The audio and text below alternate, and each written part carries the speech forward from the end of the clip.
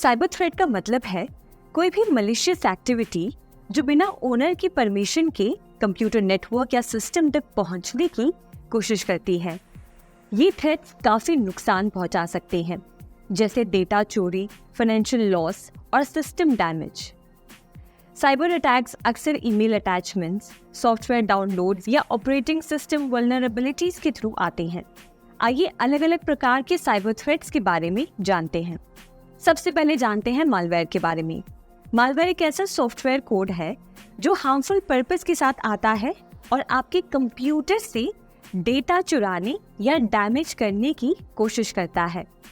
ये mostly email attachments, software downloads या operating system की कमजोरी के थ्रू आता है। मुख्य प्रकार के मालवेयर हैं वायरस, ट्रोजन हॉर्सेस और स्पाईवेयर। आइए इनको डिटेल में समझते हैं। वायरस एक सॉफ्टवेयर प्रोग्राम है जो खुद को दूसरे सॉफ्टवेयर में रेप्लिकेट करता है और छुप जाता है।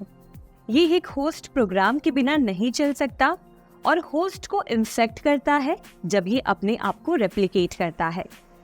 वही ट्रोजन हॉर्स की बात करें तो ये एक ऐसा सॉफ्टवेयर है जो खुद से डैमेज नहीं करता पर दूसरे वायरस या मालवेयर को डाउनलोड कर लेता है। ये अपने आप को एक यूजफुल सॉफ्टवेयर के रूप में रिप्रेजेंट करता है ताकि यूजर इसे इंस्टॉल कर ले। और स्पाईवेयर एक ऐसा सॉफ्टवेयर प्रोग्राम है जो आपकी हर एक्टिविटी पर नजर रखता है और उन्हें सीक्रेटली रिकॉर्ड करता है। ये साइलेंटली सिस्टम में रन करता है और यूजर को इसका पता भी नहीं चलता। अब जानते हैं कि ये तीनों मालवेयर हमारे कंप्यूटर सिस्टम को कैसे हार्म करते हैं। तो सबसे पहले बात करते हैं वायरस की। वायरस नेटवर्क को स्लो कर देता है, जो सिस्टम की वर्किंग एफिशिएंसी को कम कर देता है। कुछ वायरसेस डायरेक्टली फाइल्स को करप्ट भी कर देते हैं या डेटा को डिलीट कर देते हैं। ये सिस्टम के रिसोर्सेज को भी कंज्यूम करता है, जिससे सिस्टम परफॉर्मेंस डिग्रेड हो जाती है।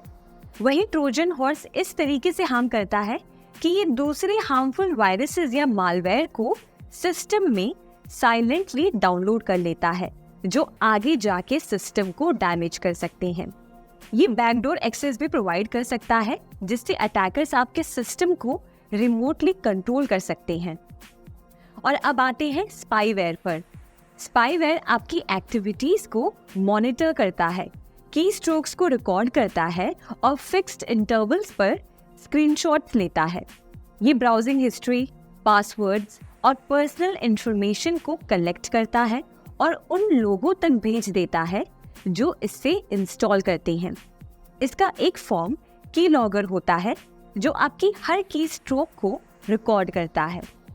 अब जानते हैं कि ये मालवेयर हमारे कंप्यूटर सिस्टम में एंटर कैसे करते हैं। Virus mainly email attachments, software downloads या ऑपरेटिंग सिस्टम की कमजोरी के थ्रू सिस्टम में एंटर करते हैं। वही Trojan horse infected software, email links या फेक सॉफ्टवेयर अपडेट्स के थ्रू सिस्टम में एंटर करते हैं। ये गेम्स, एप्लीकेशंस या सॉफ्टवेयर अपडेट्स के रूप में हो सकते हैं जो यूजर को अट्रैक्टिव लगी और वो इसे डाउनलोड कर लें। और spyware mainly malicious downloads, email attachments या कॉम्प्रोमाइज्ड वेबसाइट्स के थ्रू सिस्टम में एंटर करते हैं। कभी कभी ये फ्री सॉफ्टवेयर या पायरेटेड सॉफ्टवेयर के साथ बंडल होकर आते हैं। अब आइए जानते हैं कि आप इन मालवेयर से कैसे बच सकते हैं।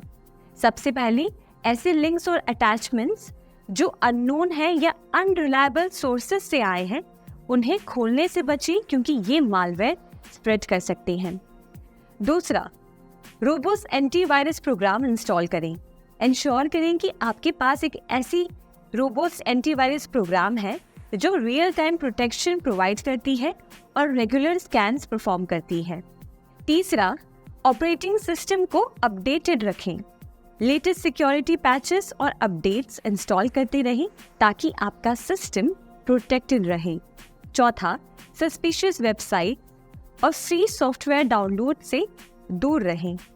ये टिप्स आपके सिस्टम को मालवेयर अटैक से प्रोटेक्ट करने में मदद कर सकते हैं और आपकी डेटा सिक्योरिटी इंश्योर करते हैं। फिशिंग अटैक एक तरह का साइबर अटैक होता है जिसमें अटैकर्स यूजर्स को एक लिंक भेजते हैं। ये लिंक यूजर से उनके पर्सनल डिटेल्स मांगता है, जैसे कि पासवर्ड, नाम, date of birth, pin etcetera. जब यूजर अपनी ये इंफॉर्मेशन डाल देते हैं तो अटैकर इस इंफॉर्मेशन का इस्तेमाल करके यूजर को नुकसान पहुंचा सकते हैं, जो फाइनेंशियल लॉस भी हो सकता है। फिशिंग स्पैम के मुकाबले ज्यादा खतरनाक होती है, इसलिए जरूरी है कि आप कोई भी लिंक खोलने से पहले सोर्स को ऑथेंटिकेट कर लें और उसके बाद ही कोई भी लिंक खोलें। अगर आपको लगे कि लिंक भेजने वाला आपके बारे में कोई जानकारी नहीं रखता, तो ऐसे लिंक को ओपन ना करें। इस तरह से आप फिशिंग अटैक से बच सकते हैं। Password attack. पासवर्ड अटैक एक ऐसा साइबर अटैक होता है जिसमें एक व्यक्ति या अटैकर आपके system, email account, online bank account etcetera तक पहुंचने की कोशिश करता है ताकि वो आपका पासवर्ड क्रैक कर सके। इस तरह के अटैक को अंजाम देने के लिए अटैकर एक एल्गोरिदम या सॉफ्टवेयर का इस्तेमाल करता है जिसमें वो लगातार पासवर्ड को क्रैक करने की कोशिश करता रहता है। पासवर्ड अटैक से बचने के लिए कुछ ज़रूरी बातें। सबसे पहले अपना पासवर्ड रेगुलर इंटरवल्स पर चेंज करते रहें। ये आपके अकाउंट्स को सिक्योर रखता है।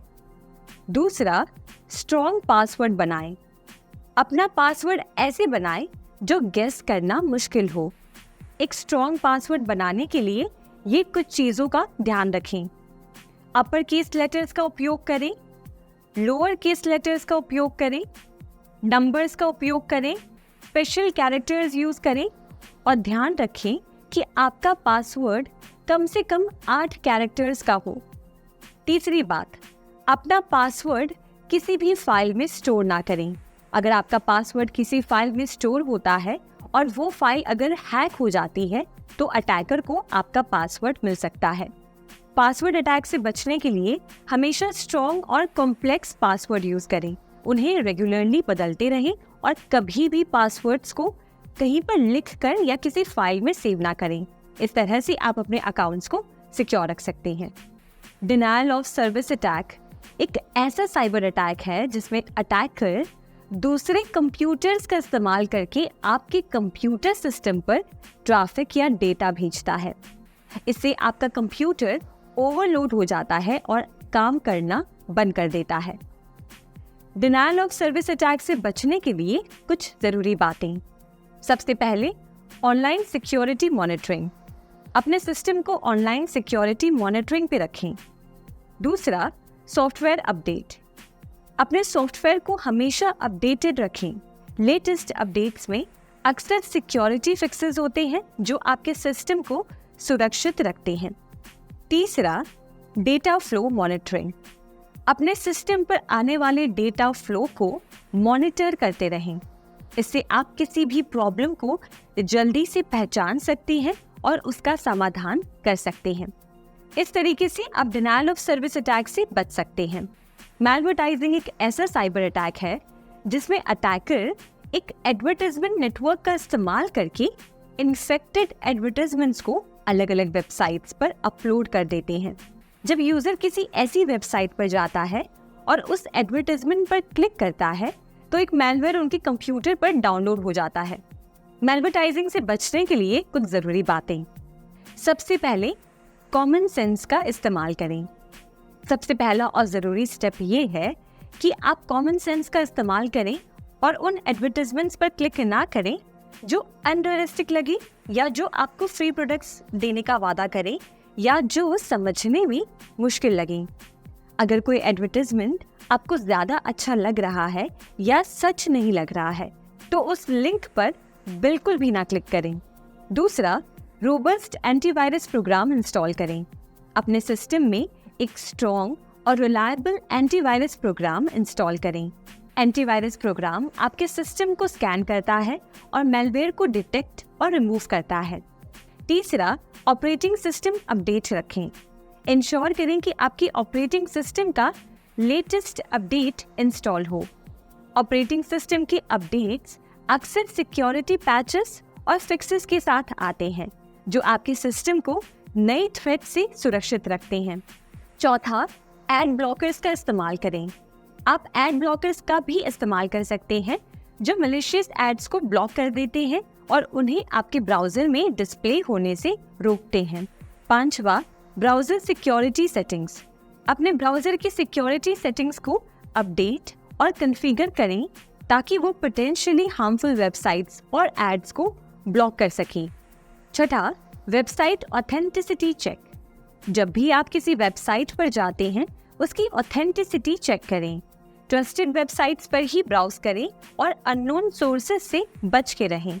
ब्रीचिंग सिस्टम सिक्योरिटी एक ऐसा साइबर अटैक होता है जिसमें अटैकर आपके सिस्टम में बिना आपकी परमिशन के घुसने की कोशिश करता है। इस एक्टिविटी को आमतौर पर हैकिंग या क्रैकिंग कहा जाता है। इस टाइप के साइबर अटैक में अटैकर आपके सिस्टम की सिक्योरिटी को तोड़ने के लिए डिजाइन किए गए अटैक्स का इस्तेमाल करता है। अब आइए जानते हैं हैकिंग और क्रैकिंग में मेन अंतर क्या है। हैकर एक स्किल्ड प्रोफेशनल होता है जो सिस्टम और नेटवर्क सिक्योरिटी को अंडरस्टैंड करता है। हर हैकर मैलिशियस नहीं होता।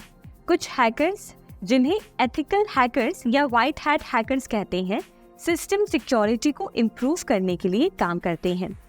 हैकिंग का मकसद अक्सर कमजोरी को पहचानना और उन्हें ठीक करना होता है।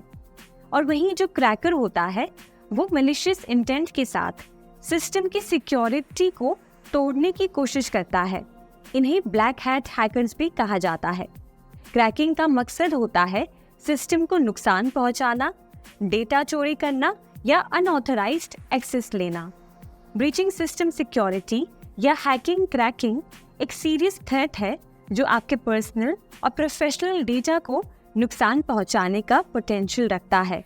इससे बचने के लिए strong passwords, regular software updates, antivirus programs, firewalls और साइबर सिक्योरिटी अवेयरनेस बहुत ज़्यादा ज़रूरी है। इस तरह से आप अपने सिस्टम को हैकिंग और क्रैकिंग से सुरक्षित रख सकते हैं। वेब अटैक्स वो साइबर अटैक्स होते हैं जो वेबसाइट्स और वेब एप्लीकेशंस को टारगेट करते हैं। आजकल कई वेबसाइट यूजर्स को इंटरैक्ट करने के लिए फैसिलिटी प्रोवाइड करते हैं, जैसे लॉगिन करना, फॉर्म्स फिल करना, कमेंट्स पोस्ट करना एटसेट्रा। इन इंटरैक्शंस के जरिए वेबसाइट्स यूजर से पर्सनल इंफॉर्मेशन या और भी इनपुट मांग सकते हैं जो वेबसाइट के लिए ज़रूरी होते हैं। लेकिन इन्हीं इंटरैक्शंस के जरिए वेब बेस्ड अटैक्स भी हो सकते हैं। सबसे कॉमन टाइप का वेब अटैक है एसक्यूएल इंजेक्शन। तो एसक्यूएल इंजेक्शन होता क्या है? एसक्यूएल इंजेक्शन एक ऐसा अटैक होता है जिसमें अटैकर वेबसाइट के लॉगिन फॉर्म्स जैसी यूजर नेम और पासवर्ड फील्ड्स के through malicious SQL code input करता है। ये इनपुट सर्वर पर एग्जीक्यूट होता है जिससे सिस्टम अब नॉर्मल तरीके से काम करना शुरू कर देता है। इस अटैक के जरिए अटैकर डेटाबेस को मैनिपुलेट कर सकता है, सेंसिटिव इंफॉर्मेशन को चुरा सकता है या डेटाबेस को डैमेज कर सकता है। इनपुट वैलिडेशन, पैरामीटराइज्ड क्वेरीज और प्रिपेयर्ड स्टेटमेंट्स का इस्तेमाल करके एसक्यूएल इंजेक्शन से बचा जा सकता है। इन कंक्लूजन, वेब अटैक्स जैसे एसक्यूएल इंजेक्शन, एक्सएसएस, सीएसआरएफ और डायरेक्टरी ट्रैवर्सल आजकल के वेब एप्लीकेशंस के लिए सीरियस थ्रेट्स हैं। इनसे बचने के लिए proper input validation, security best practices और रेगुलर ऑडिट्स बहुत ज़रूरी हैं। इस तरह से आप अपनी वेब एप्लीकेशंस को सिक्योर रख सकते हैं और यूजर्स की सेंसिटिव इंफॉर्मेशन को प्रोटेक्ट कर सकते हैं। सेशन हाईजैकिंग एक ऐसा साइबर अटैक है जिसमें अटैकर क्लाइंट मशीन यानी कि यूजर और सर्वर के बीच में चल रहे ऑथेंटिकेशन सेशन को मॉनिटर करता है, उस सेशन का कंट्रोल ले लेता है और उसे अचानक खत्म कर देता है। ये अटैक रिलेटिवली अनकॉमन है, लेकिन जब होता है तो काफ़ी डैमेजिंग हो सकता है। आइए जानते हैं सेशन हाईजैकिंग कैसे काम करता है। Session ID theft. Session hijacking के लिए अटैकर को सेशन आईडी कैप्चर करना पड़ता है जो कुकीज, यूआरएल पैरामीटर्स या हिडन फॉर्म फील्ड्स में स्टोर हो सकती है। Session fixation. अटैक में अटैकर विक्टिम को एक फिक्स्ड सेशन आईडी असाइन कर देता है और फिर विक्टिम को ऑथेंटिकेट करने के लिए मैनिपुलेट करता है। एक बार ऑथेंटिकेट हो जाने के बाद अटैकर के पास वैलिड सेशन आईडी होती है। Man in the middle attack में अटैकर विक्टिम और सर्वर के बीच में इंटरसेप्ट करता है और उनकी कम्युनिकेशन को मॉनिटर और मैनिपुलेट करता है। Cross site scripting XSS attacks के through attacker malicious scripts inject करके सेशन आईडीज चुरा सकता है। आइए जानते हैं सेशन हाईजैकिंग से होने वाले नुकसान। अनऑथराइज्ड एक्सेस अटैकर बिना यूजर के क्रेडेंशियल्स के यूजर के अकाउंट को एक्सेस कर सकता है। दूसरा, डेटा थेफ्ट, सेंसिटिव डेटा जैसे personal information, financial details etcetera चुरा सकता है। तीसरा, सर्विस डिसरप्शन, अटैकर सेशन को अब्रप्टली टर्मिनेट करके सर्विसेज को डिस्टर्ब कर सकता है। इम्पर्सोनेशन, अटैकर यूजर की आइडेंटिटी में एक्शन परफॉर्म कर सकता है जो यूजर की रेप्यूटेशन को डैमेज कर सकता है।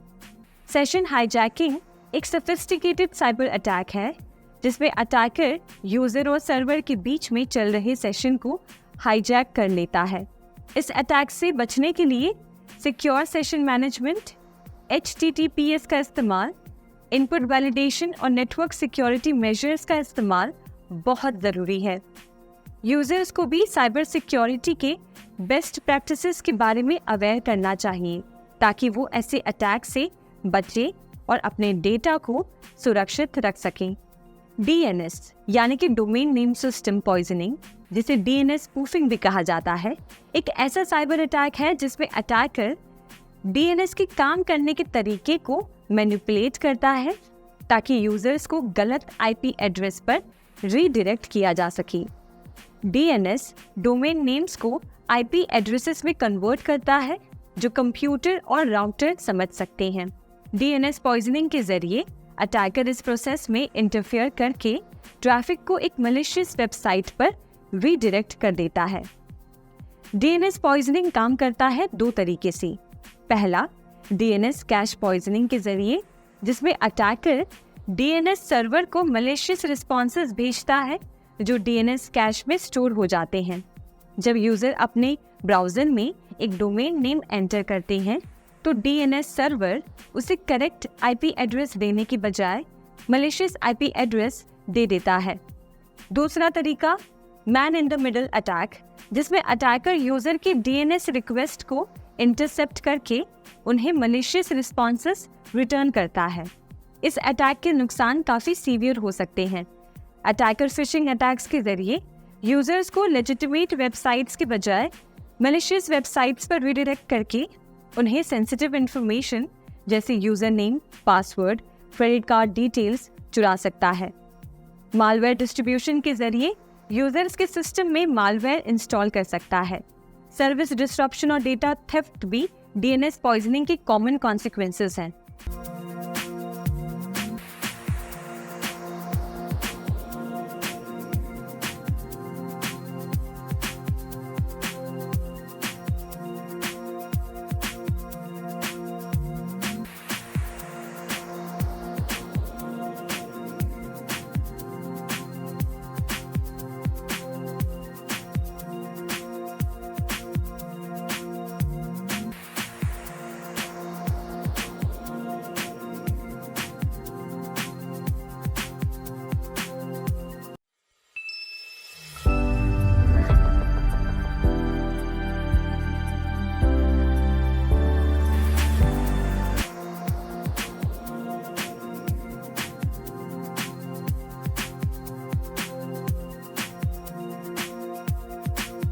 आइए अब चैप्टर में आगे बढ़ते हुए हम जानते हैं कि कैसे आप पहचान सकते हैं कि कोई वेबसाइट सेफ है या नहीं।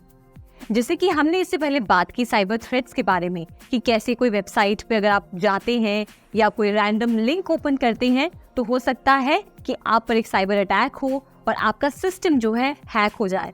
तो उससे बचने के लिए हमें क्या ध्यान रखना है, हम ऐसी वेबसाइट्स पर ही जाएं जो सेफ हैं यूज़ करने के लिए, जो सिक्योर है। और उसको पहचानने के लिए कुछ चीज़ें हैं जो आप अगर अपने दिमाग में ध्यान से रखेंगे तो तो आप आसानी से इस प्रॉब्लम से, इस समस्या से हमेशा के लिए बच सकते हैं। या जैसे कि हमने देखा कि आजकल इंटरनेट के ज़माने में जहाँ सब कुछ इंटरनेट से कनेक्टेड है, वेबसाइट हम यूज़ कर रहे हैं, हम शॉपिंग कर रहे हैं, बैंकिंग कर रहे हैं, इवन आप समझिए गेमिंग से लेकर डेटिंग सब कुछ ऑनलाइन चल रहा है। और ऐसे जब हम इतने सारे सोर्सेज पे जाके अपने पासवर्ड्स, आईडी, अपनी पर्सनल इन्फॉर्मेशन डाल रहे हैं, ऐसे समय में हमारे लिए ज़रूरी है कि हम वेबसाइट्स को बहुत अच्छे से जांच परख के यूज़ करें, रैंडमली कोई भी वेबसाइट को ओपन ना करें। अगर हम किसी रैंडम वेबसाइट को ओपन करते हैं तो हो सकता है कि आपके बैंक अकाउंट में से पैसे चले जाएं, हो सकता है कि आपकी पर्सनल इन्फॉर्मेशन ऑनलाइन किसी के पास चली जाए जो आप नहीं चाहते हैं कि बाकी लोगों तक पहुंचे या पब्लिक हो जाए। हो सकता है कि आपका सिस्टम हैक हो जाए, आपका सिस्टम स्लो हो जाए। हो सकता है कि आप कोई गेमिंग वेबसाइट या कोई डेटिंग वेबसाइट पे जा रहे हैं तो वहाँ पे कोई जो है रूल्स का वायलेशन हो जाए। उसके साथ साथ अगर आप कोई वेबसाइट ओपन करते हैं, कोई रैंडम वेबसाइट, और वहाँ पे कोई इनएप्रोप्रिएट कंटेंट है जो लीगल नहीं है, जो वहाँ पे नहीं होना चाहिए, हो सकता है कि आपको मतलब वैसे सब चीज़ें दिखाई दे। या फिर ये भी हो सकता है कि गलती से कोई वेबसाइट आपसे कुछ ऐसा कंटेंट डाउनलोड करा दे जिस पे कॉपीराइट का इशू हो, तो ये भी एक समस्या हो सकती है। तो इन सब चीज़ों से बचने के लिए, इन सब प्रॉब्लम्स से बचने के लिए आपको इन स्टेप्स को फॉलो करने चाहिए, वेबसाइट को जो है अच्छे से स्क्रूटनाइज करने में और देखने में कि क्या वो वेबसाइट आपके लिए सेफ है या नहीं। अब आपको मैं बता दूं कि जब आप इंटरनेट पे कुछ भी सर्च करते हैं तो आप जो भी वेबसाइट खोल रहे हैं, आप जो भी वेबसाइट ओपन कर रहे हैं, वो सारी हिस्ट्री आपके इंटरनेट सर्विस प्रोवाइडर के पास होती है और आपके ब्राउज़र प्रोवाइडर है उनके पास होती है। और जब ये जो इन्फॉर्मेशन जब ऑनलाइन जाती है तो हो सकता है कि वेबसाइट के थ्रू कोई अटैकर आप पे साइबर अटैक कर सके। तो इसके लिए आप क्या ध्यान रखेंगे कि आप कोई भी ऐसी वेबसाइट ओपन ना करें जो थोड़ी सी भी आपको लग रहे हैं कि डाउटफुल है या कुछ गड़बड़ी है। अब हम उन पॉइंट्स की बात करते हैं जिन पॉइंट्स का आप ध्यान रखेंगे किसी वेबसाइट को ओपन करने से पहले। सबसे पहले तो जब आप ब्राउजिंग कर रहे हैं तो अपने कॉमन सेंस और अपने इंस्टिंक्ट का यूज करें। अगर आपको लग रहा है कि कहीं ना कहीं इस वेबसाइट में कुछ गड़बड़ी है, आपको एक सेंस हो रहा है कि मतलब ये वेबसाइट सही नहीं है, तो आप उस वेबसाइट पे ब्राउज करना बंद कर दें।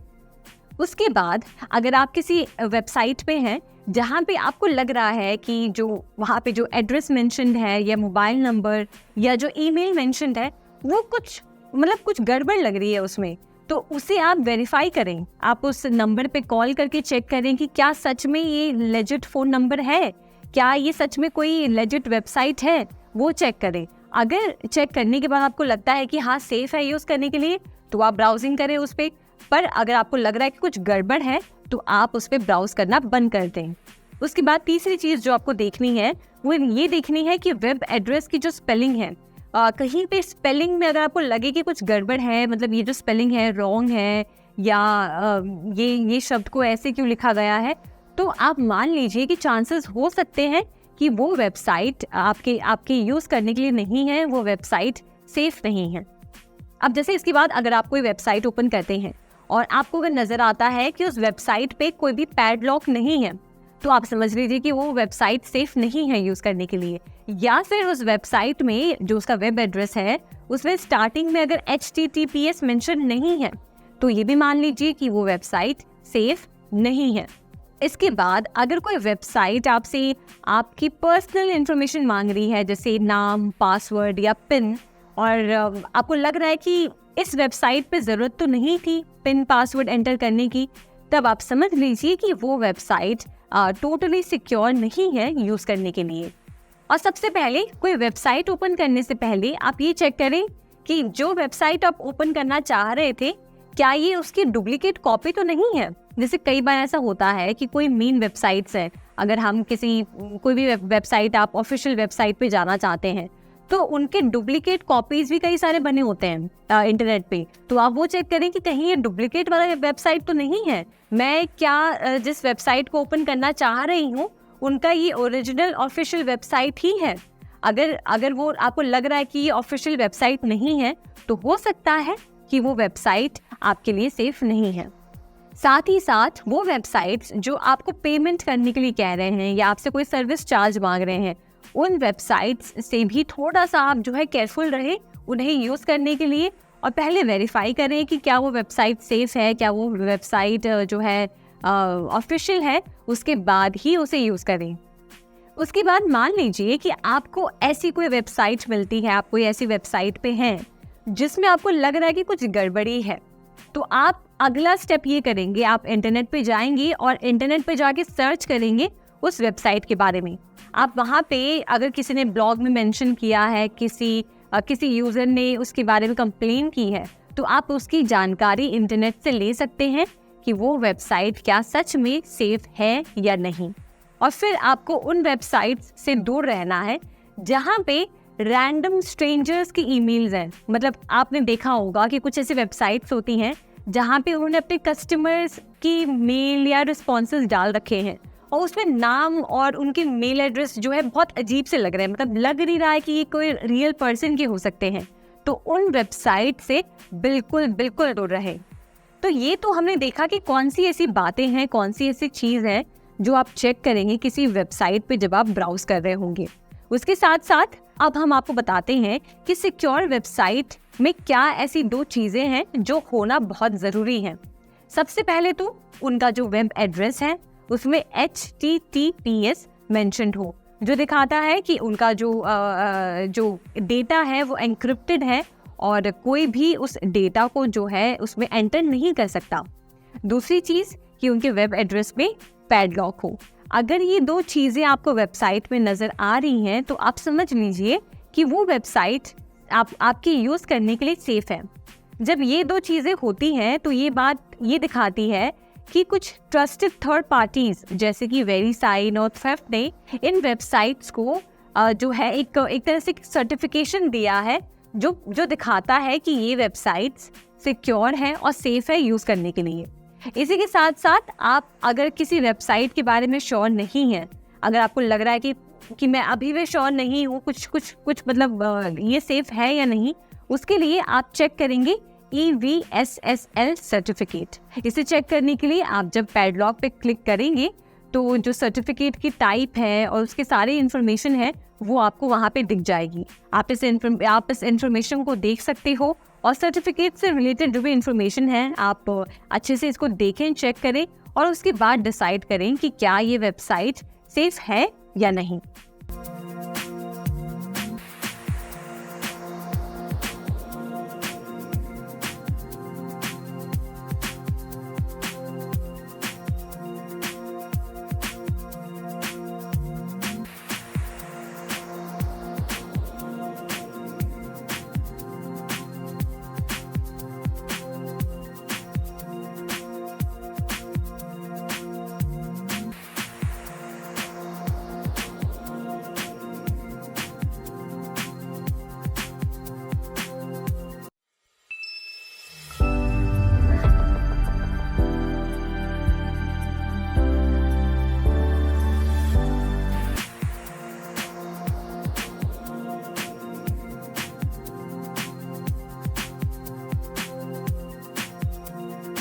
ट्रस्ट सील्स यानी कि सिक्योर साइट सील्स एक तरह के डिजिटल बैजेस होते हैं जो वेबसाइट्स पर डिस्प्ले किए जाते हैं ताकि विजिटर्स को ये पता चल सके कि उनकी वेबसाइट सिक्योर है और उनकी पर्सनल और फाइनेंशियल डेटा सेफ रहेगी। जब कोई ऑनलाइन शॉपिंग करता है तो उनकी सबसे बड़ी चिंता क्या होती है? Security, right? ट्रस्ट सील्स ये दिखाते हैं कि एक वेबसाइट ट्रस्टवर्दी है, इससे कस्टमर को कॉन्फिडेंस आता है और अल्टीमेटली वो कन्वर्जन्स में कन्वर्ट होता है। आपको बता दूं कि अलग अलग तरह के ट्रस्ट सील्स होते हैं। सबसे पहले आते हैं SSL सर्टिफिकेट्स। ये बताते हैं कि वेबसाइट SSL सर्टिफिकेट से सिक्योर्ड है। SSL यानी सिक्योर सॉकेट्स लेयर एक स्टैंडर्ड सिक्योरिटी टेक्नोलॉजी है जो डेटा ट्रांसमिशन को एन्क्रिप्ट करती है ताकि यूजर का डेटा सेफ रहे। फिर दूसरे तरह के सील्स आते हैं, प्राइवेसी सील्स। ये सील्स इंश्योर करते हैं कि वेबसाइट प्राइवेसी स्टैंडर्ड्स को मेंटेन करती है, जिससे कि यूजर का डेटा प्रोटेक्ट रहता है और कस्टमर इंफॉर्मेशन सिक्योरली हैंडल किया जाता है। फिर तीसरे तरह के सील्स आते हैं बिजनेस वेरिफिकेशन सील्स।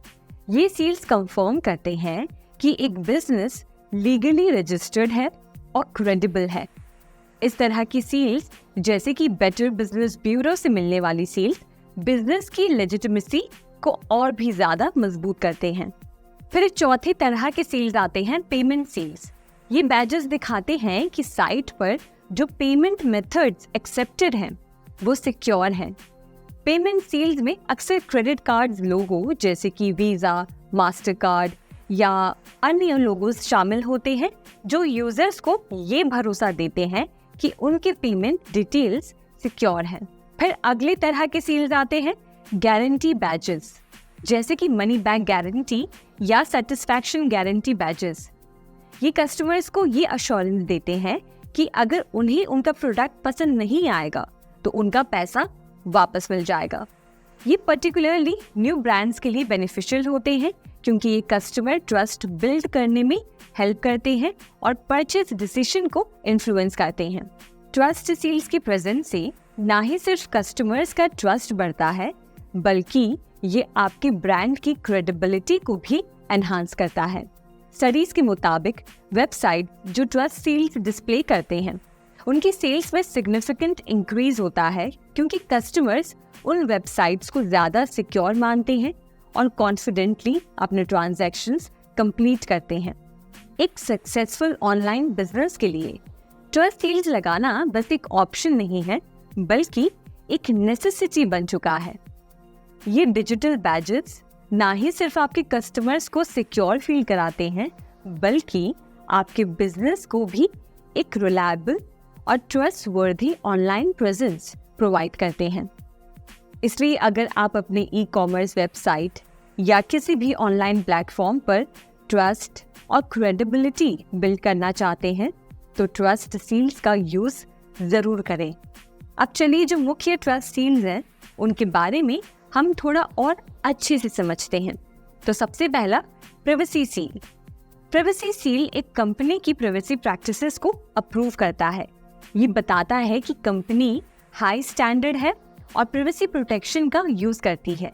इससे कंपनी को उन प्राइवेट डेंजर्स से बचने में मदद मिलती है जो वो खुद से आइडेंटिफाई नहीं कर सकती। अब दूसरे तरह का इम्पोर्टेंट सील जिसका नाम है बिजनेस प्रैक्टिस सील्स। ये सील बिजनेस की ऑपरेशनल प्रैक्टिसेस को मंजूरी देते हैं, जैसे कि कंपनी के प्रोडक्ट्स और सर्विसेज के लिए क्वालिटी प्रैक्टिसेस। ये सील ऑनलाइन रिटेलर्स के बीच में खास तौर पर काफी लोकप्रिय है। इसका उपयोग करके कंपनीज अपने कस्टमर्स को क्वालिटी की गारंटी देते हैं। अब चलिए तीसरे तरह के मुख्य सील के बारे में जानते हैं, जिसका नाम है बिजनेस आइडेंटिटी सील। इस टाइप के सील एक कंपनी की लीगल, फिजिकल और एक्चुअल एग्जिस्टेंस को वेरीफाई करता है। इसमें लीगल डिटेल्स, कॉन्टैक्ट डिटेल्स और मैनेजमेंट डिटेल्स जैसे वेरियस स्टैंडर्ड्स को चेक किया जाता है। जिस कंपनी को ये सील मिलती है उसकी रेप्यूटेशन बहुत अच्छी मानी जाती है और कस्टमर्स के बीच में एक कॉन्फिडेंस का इजाफा भी होता है। इस सील को वेरीफाइड एग्जिस्टेंस सील भी कहा जाता है, जो कि बिजनेसेस को वेरीफाई करती है। ये सील्स न सिर्फ बिजनेस को सिक्योर और ट्रस्टेड बनाने में मदद करते हैं, बल्कि कस्टमर्स को भी अश्योरेंस देते हैं कि वो एक सेफ और रिलायबल प्लेटफॉर्म पर अपनी शॉपिंग या सर्विसेज ले रहे हैं। तो अगर आप अपने बिजनेस को ऑनलाइन ग्रो करना चाहते हैं तो इन ट्रस्ट सील्स का यूज आपको डेफिनेटली करना चाहिए। एक रियल वर्ल्ड एग्जांपल से आइए ट्रस्ट सील्स के इफेक्टिवनेस को समझते हैं। एग्जाम्पल के तौर पर आप अमेज़ॉन ले सकते हैं। अमेज़ॉन अपनी वेबसाइट पर SSL सर्टिफिकेट्स का यूज करता है, जो इंश्योर करता है कि यूजर का डेटा जैसे कि उनकी क्रेडिट कार्ड इंफॉर्मेशन या फिर उनकी पर्सनल डिटेल्स एन्क्रिप्टेड और सिक्योर है। अमेज़ॉन अपनी कॉर्पोरेट आइडेंटिटी और बिजनेस ऑपरेशंस को वेरीफाई करने के लिए बिजनेस आइडेंटिटी सील्स का यूज करते हैं। ये कस्टमर्स को ये कॉन्फिडेंस देता है कि अमेज़ॉन एक लेजिटिमेट और वेल एस्टैब्लिश्ड कंपनी है। Amazon कस्टमर सेटिस्फैक्शन की रेटिंग्स को रिव्यूज पर डिस्प्ले करता है, जो कि इनडायरेक्टली एक्ट करती हैं एज ए ट्रस्ट सील। ये रेटिंग्स कस्टमर्स को बताते हैं कि प्रोडक्ट्स रिलायबल है और सेलर ट्रस्टवर्दी है। ये ट्रस्ट सील्स Amazon को ना सिर्फ एक सिक्योर शॉपिंग एनवायरनमेंट प्रोवाइड करते हैं, बल्कि वर्ल्ड वाइड कस्टमर्स के बीच उसकी क्रेडिबिलिटी और ट्रस्टवर्दीनेस को भी एनहांस करते हैं। कस्टमर्स जब देखते हैं कि एक website well recognised trust seals display करती है, तो उनका कॉन्फिडेंस बढ़ता है और वो वेबसाइट पर कॉन्फिडेंटली ट्रांजैक्शंस कर सकते हैं।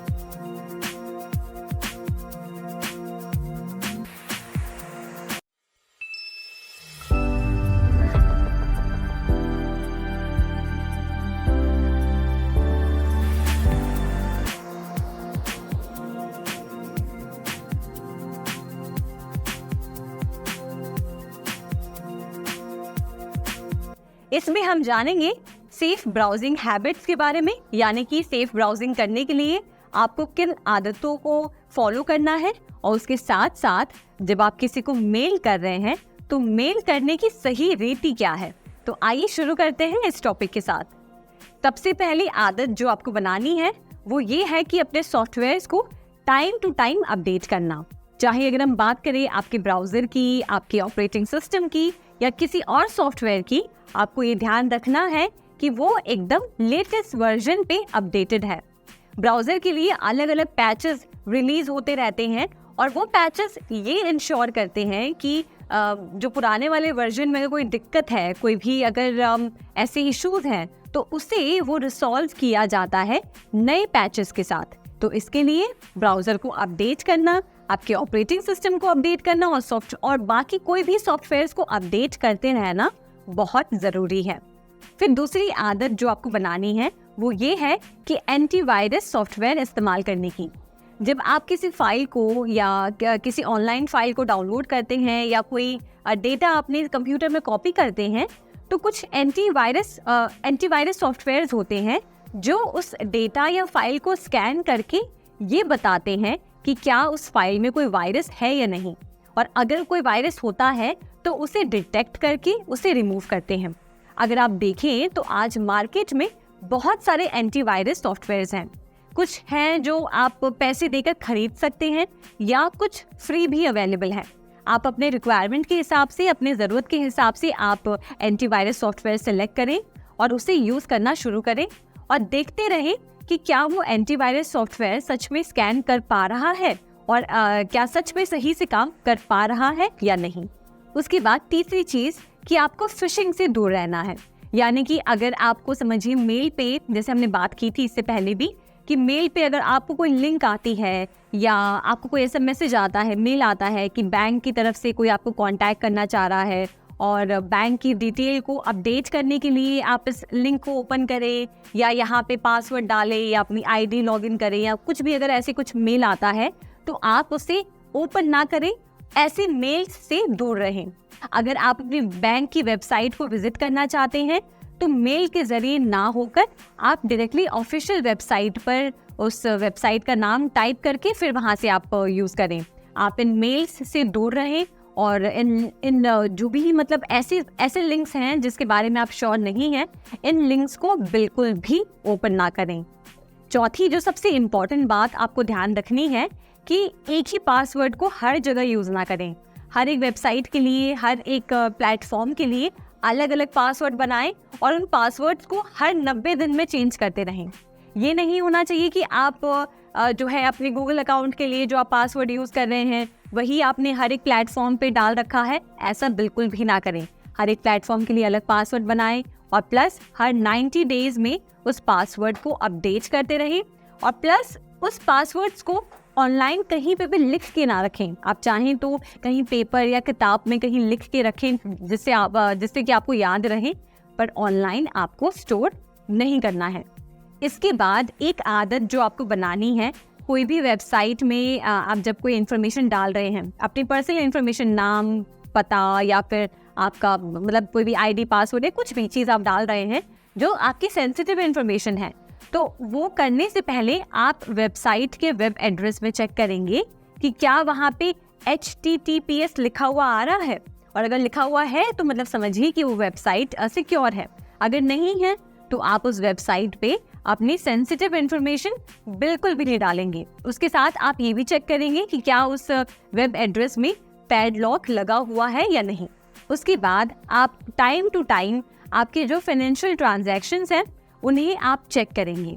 जैसे समझिए हर 3 या 4 महीने में, या मान लीजिए महीने में कभी एक बार, आप अपनी बैंक स्टेटमेंट को खोल के देखेंगे और चेक करेंगे कि क्या कोई ऐसी चीज़ या कोई ऐसी ट्रांजैक्शन तो नहीं है जो आपको थोड़ी सी लग रही है कि जो आपने नहीं परफॉर्म की है। क्योंकि इससे क्या होता है, कई बार आपको पता भी नहीं चलता और आपके बैंक खाते से पैसे काट लिए जाते हैं या कहीं से कुछ मिसयूज हो जाता है।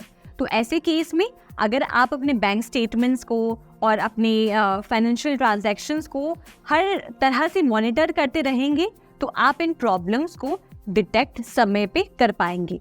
अब इसके बाद अगर आप कोई ऐसी वेबसाइट यूज़ कर रहे हैं जहाँ पे आपको अपनी पर्सनल इन्फॉर्मेशन डालनी है, तो ऐसे समय पे आप ये चेक करें कि आप फ्री वाईफाई या पब्लिक वाईफाई से कनेक्टेड नहीं है। क्योंकि अटैकर्स नॉर्मली जब कोई यूज़र फ्री वाईफाई पे होता है या पब्लिक वाईफाई पे होता है तो अटैकर के लिए आसान हो जाता है जो है यूज़र की इन्फॉर्मेशन को ट्रैक करने के लिए। तो ऐसे समय पे आप फ्री वाईफाई या पब्लिक वाईफाई यूज़ ना करें, बिल्कुल अवॉइड करें। अब जहाँ पे भी आपने स्टोर्ड पासवर्ड वाले फीचर को ऑन कर रखा है, यानी कि एक ऐसा फीचर जहाँ पे आप वेबसाइट को अलाउ करते हैं कि वो आपके पासवर्ड को सेव कर सके, और जिससे कि अगर आप नेक्स्ट टाइम उनके वेबसाइट पे लॉगिन करते हैं तो आपको जो है वापस लॉगिन करने की ज़रूरत नहीं पड़ती, पासवर्ड ऑलरेडी सेव्ड होता है। तो ऐसे समय पे आप इस फीचर को जो है टर्न ऑफ कर दें, क्योंकि इससे क्या होता है, आपने एक तरह से अपना पासवर्ड सेव करके रखा है तो अटैकर के लिए ज़्यादा आसान होता है आपके पासवर्ड तक पहुंचना। तो हम ये एडवाइस करेंगे कि आप जो है स्टोर्ड पासवर्ड को हमेशा डिसेबल पे रखें। और अंत में आप ये चेक करें कि आपके ब्राउज़र पे जो पॉपअप ब्लॉकर है वो ऑन है। अगर किसी कारण अनुसार अगर इसे आपने टर्न ऑफ करके रखा है तो याद रखें कि इसे वापस आप टर्न ऑन करें, जिससे कि अननेसेसरी कोई भी पॉपअप्स आपके ब्राउज़र में आपको नज़र नहीं आएंगे। अब आगे बढ़ते हुए इस चैप्टर में हम जानेंगे मेलिंग शिष्टाचार के बारे में। जब आप किसी को कोई मेल भेजते हैं तो उस मेल में इतनी क्षमता होती है कि वो सामने वाले के मन में आपका एक परसेप्शन क्रिएट कर सके। आपने किस तरह का ईमेल लिखा है, आपने कौन से रूल्स फॉलो किए हैं, या फिर यूँ कह लें कि कौन सी रीतियाँ आपने फॉलो की हैं, वो परसेप्शन क्रिएट करता है सामने वाले रिसीवर के मन में। तो इसके लिए बहुत ज़रूरी है कि जब आप एक मेल लिख रहे हैं तो कुछ इन बातों का आप ध्यान रखें, जिससे कि आप ये इंश्योर कर पाएंगे कि आपने हर तरीके से उस मेल को प्रॉपर्ली लिखा है। सबसे पहले तो मेल की शुरुआत में आप अपना परिचय देंगे। हो सकता है कि आप जिसे मेल कर रहे हैं वो आपको नहीं जानता, आप उसे पहली बार मेल भेज रहे हैं, और ऐसे समय पे ये ज़रूरी है कि आप सामने वाले व्यक्ति को बताएं कि आप कौन हैं, आप क्या करते हैं और आपका उद्देश्य क्या है उनसे कनेक्ट करने का। तो सबसे पहले अपना इंट्रोडक्शन लिखें। दूसरी चीज़ जो आपको फॉलो करनी है वो ये है कि अपने हर एक मेल के साथ आप सब्जेक्ट लाइन डालना नहीं भूलेंगे। सब्जेक्ट लाइन बताता है सामने वाले को, यानी कि रिसीवर को, कि आपने जो मेल भेजा है उसका उद्देश्य क्या है या उस मेल में क्या है। जैसे कोई एक टॉपिक का सब्जेक्ट होता है, हेडिंग होता है, उसी तरीके से मेल का भी सब्जेक्ट लाइन होता है। मान लीजिए आप किसी जॉब के लिए अप्लाई कर रहे हैं तो आप सब्जेक्ट लाइन में लिखेंगे जॉब एप्लीकेशन। इस तरीके से सामने वाले को आसानी होती है समझने में कि ये जो मेल है वो किस चीज़ से रिलेटेड है। इसके बाद तीसरी चीज़ जो आपको ध्यान रखनी है वो ये है कि टू और सीसी के बीच में आप अंतर समझें। यानी कि जब आप किसी को मेल कर रहे हैं और जैसे आप डायरेक्टली इस मेल को भेजना चाह रहे हैं और उनसे रिप्लाई एक्सपेक्ट करते हैं, तो उन्हें आप टू में डालेंगे, और जिनसे आप रिप्लाई एक्सपेक्ट नहीं कर रहे हैं, बस आप उन्हें इन्फॉर्म करना चाहते हैं इस मेल के बारे में, उन्हें आप सीसी में डालेंगे। और फिर बीसीसी में आप उन लोगों को डालेंगे अगर जिन्हें आप बाकियों से छुपाना चाहते हैं, मतलब उन्हें अगर आप इनविजिबल रखना चाहते हैं मेल में, तो उन्हें आप बीसीसी वाले सेक्शन में डालेंगे। तो इस तरीके से टू और सीसी को अच्छे से एकदम केयरफुली यूज करें। इसके बाद चौथी चीज जो आपको ध्यान रखनी है वो ये कि आपकी जो ईमेल राइटिंग है वो बहुत ही ब्रीफ और टू द पॉइंट है, यानी कि संक्षेप है। जैसे कि अगर हम बात करें कि अगर आपको ईमेल लिख रहे हैं तो वो ऐसा ना हो कि वो आप उसमें बहुत ज़्यादा चीज़ें आपने लिख दी हैं और उसको बहुत लंबा चौड़ा बना दिया है। आप ये समझिए कि आप जिसे भी ये मेल भेज रहे हैं, हो सकता है उसके पास कम समय हो या उसके पास इतना समय ना हो कि वो आपकी पूरी मेल को पढ़ें। तो ये ध्यान रखें कि ईमेल को जितना आप जो है शॉर्ट रखेंगे और जितना एकदम क्लियर बात अपनी रखेंगे, उतना ही सामने वाले को आपकी मेल पढ़ने में दिलचस्पी आएगी और वो उतनी ही आसानी से आपके मैसेज को समझ पाएंगे। उसके बाद अगली चीज़ जो आपको ध्यान रखनी है वो ये कि एक ईमेल पे अब बहुत सारी चीज़ों के बारे में चर्चा ना करें।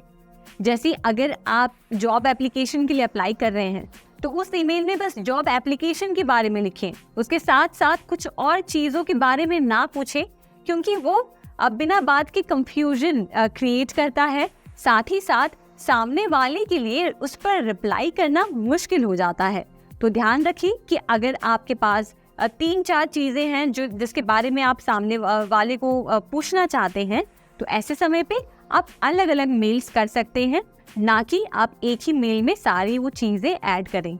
उसके बाद जो चीज़ आपको ध्यान रखनी है वो ये कि आप अपने टोन का ध्यान रखें।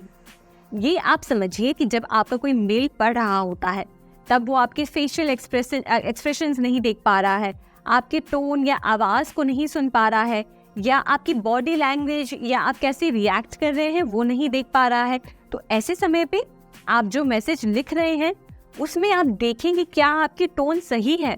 आप किसी भी तरीके से सामने वाले को जो है कुछ ऐसी लैंग्वेज में तो नहीं समझा रहे हैं या बात नहीं कर रहे हैं जो उन्हें बुरा लग सके। तो ऐसे में आप ये देखें कि जो आप मेल लिख रहे हैं वो वही सेम मैसेज कन्वे कर रहा हो जो आप चाहते हैं। इसके बाद अगली चीज़ जो आपको ध्यान रखनी है वो ये कि रिप्लाई ऑल का बहुत ज़्यादा अधिक उपयोग ना करें। जब कभी अगर आपको कोई ऐसा मेल रिसीव होता है जिसमें आप अगर सिर्फ सेंडर को भी रिप्लाई करते हैं तो भी ठीक है, तो इस समय पे रिप्लाई ऑल को अवॉइड करें। इसके बाद हाई प्रायोरिटी फ्लैग का बहुत ज़्यादा उपयोग ना करें। इसे सेव करके रखिए उन ईमेल्स के लिए बस जो सच में एक्चुअली बहुत इंपॉर्टेंट है। ये हर मेल्स में इस्तेमाल ना करें। इसके बाद जो चीज़ आपको ध्यान रखनी है वो ये है कि सब कुछ ऑल कैप्स में यानी कि बड़े अक्षर में ना लिखें।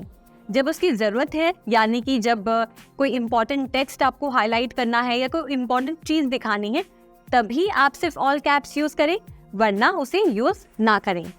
कोई भी मेल भेजने से पहले मेल प्रामाणिकता की जांच करें। यानी कि अगर समझिए आप अपने ऑफिस की ईमेल आईडी यूज़ कर रहे हैं, तो अगर आपको कोई मेल रिसीव होता है तो आप ये चेक करें कि क्या वो मेल किसी को फॉरवर्ड करने लायक है, क्या उसमें कुछ ऐसे ऑफेंसिव वर्ड्स तो यूज़ नहीं किए गए हैं, या कुछ ऐसी चीज़ जो थोड़ी सी डिस्टर्बिंग हो, या कह सकते हैं कि जिसके कोई हाथ पैर नहीं है। तो ऐसे मेल्स को फॉरवर्ड करने से अवॉइड करें। जब आप कोई ऑफिस का मेल यूज़ करते हैं, अपनी ऑफिस ईमेल आईडी यूज़ करते हैं, तो बहुत ही ध्यान से यूज़ करें। उसमें कोई भी ऐसी एक्टिविटी परफॉर्म ना करें या कोई भी ऐसे मेल्स को एक्नॉलेज या फॉरवर्ड ना करें जो आपके लिए सही नहीं है। ऐसे समय पे आप अपने पर्सनल ईमेल आईडी का इस्तेमाल कर सकते हैं, जैसे कि जीमेल या याहू, जहाँ पे जाकर आप अपनी पर्सनल जो भी एक्टिविटी है वो परफॉर्म कर सकते हैं। इसके साथ साथ आप एक ईमेल सिग्नेचर का यूज़ करें। ईमेल सिग्नेचर आपकी कॉन्टैक्ट इन्फॉर्मेशन और आपकी पर्सनल डिटेल्स, जैसे कि आपका नाम, आपका मोबाइल नंबर, आप कहाँ से बिलोंग करते हैं, आप कौन से कंपनी से ताल्लुक़ रखते हैं, आपकी वेबसाइट लिंक, ये सब दिखाता है। ये जनरली ये सिग्नेचर जो है वो मेल के अंत में आता है। जब आप किसी को रिप्लाई करते हैं या किसी को मेल सेंड करते हैं, तब आप इस ईमेल सिग्नेचर का इस्तेमाल करते हैं। और अंत में एक स्पेल चेकर का उपयोग करें। जब आप कोई मेल को लिखना जब ख़त्म करते हैं तो ये ध्यान रखें, अपने मेल को अच्छे से स्कैन करें। क्या उसमें कोई खराब शब्द का इस्तेमाल तो नहीं हुआ, क्या कोई गलत व्याकरण का इस्तेमाल तो नहीं हुआ है, या जो विराम चिन्ह लगे हैं क्या वो सही जगह पे लगे हैं या नहीं। इसके लिए आप सेटिंग्स में जाकर स्पेल चेकर का इस्तेमाल कर सकते हैं, जो डायरेक्टली आपके मेल को यानी कि आपके टेक्स्ट को स्कैन करके आपको बताता है कि क्या सब कुछ सही है या नहीं। तो इसे हमेशा ऑन रखें और मेल भेजने से पहले अपने मेल को 2-3 बार पढ़ के देखें और ये चेक करें कि क्या कुछ गलतियां तो ऐसी नहीं हैं जो स्पेल चेकर ने मिस कर दी हैं, जिसे आप बाद में करेक्ट कर सकते हैं।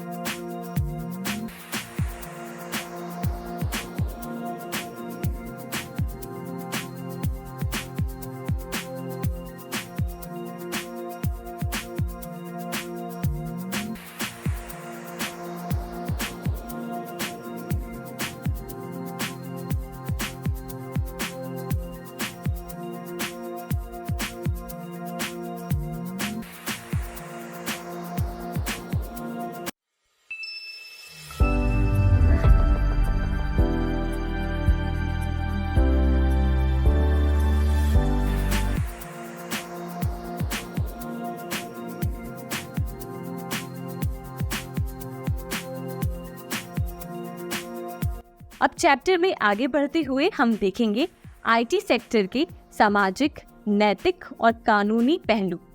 जब हम आईटी सेक्टर की बात करते हैं तो चाहे आप बैंकों की बात कर लें, स्कूल्स, कॉलेजेस, कंपनीज या जो गवर्नमेंट बॉडीज हैं, वो सब एक दूसरे के साथ आईटी सेक्टर्स के द्वारा ही कनेक्टेड हैं, यानी कि आईटी एनेबल्ड सर्विसेज के द्वारा हम सब आज चाहे तो सारी हमारी शॉपिंग से लेकर बैंकिंग, ऑनलाइन ट्रांजैक्शन और ट्रैवल बुकिंग सब कुछ जो है ऑनलाइन करते हैं। आईटी एनेबल्ड सर्विसेज से हमें फ़ायदा तो बहुत हो रहा है, पर साथ ही साथ कुछ ऐसी दिक्कतें समाज में आ रही हैं जो नैतिक रूप से सही नहीं है, जैसे कि साइबर क्राइम्स बढ़ रहे हैं, या फिर आप कह लीजिए साहित्यिक मटेरियल है उनकी चोरी बढ़ रही है, या फिर जो कॉपीराइट मटेरियल्स है उनकी चोरी बढ़ रही है। साथ ही साथ जालसाजी भी समाज में काफ़ी ज़्यादा चल रही है। और वहीं अगर हम बात करें सोशल नेटवर्किंग साइट्स के बारे में, जो आप फेसबुक, इंस्टाग्राम या और जो एप्लीकेशंस यूज़ करते हैं, कहीं ना कहीं उसने हम सबको एक दूसरे से कनेक्ट करने का साधन प्रोवाइड किया है। आज आप कहीं पे भी किसी से बैठे हुए बात कर सकते हैं, कनेक्ट कर सकते हैं, उनसे अपनी जानकारी शेयर कर सकते हैं, कुछ सीख सकते हैं।